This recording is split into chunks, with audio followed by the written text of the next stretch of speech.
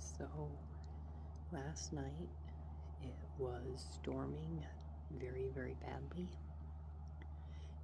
and about 8 o'clock at night, and I got completely soaked. My clothes are soaked, my socks are soaked, my shoes are soaked, and it's about 50 degrees, like 56 degrees right now, and it is freezing. I still don't have my debit card. I still don't have my Colorado ID, so I can't get a motel room. And for some reason, my Airbnb app is not working.